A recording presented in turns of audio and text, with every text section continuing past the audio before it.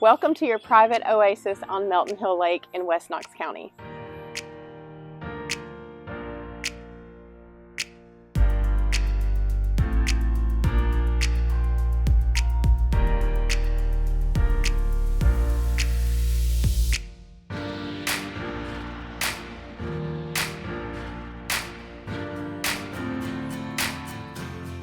This one-owner home was built in 1986 by an engineer over in Oak Ridge, and it is on 1.6 private acres on Melton Hill Lake, which is very, very quiet.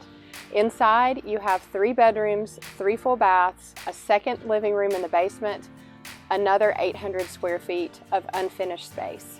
You are absolutely going to love this home.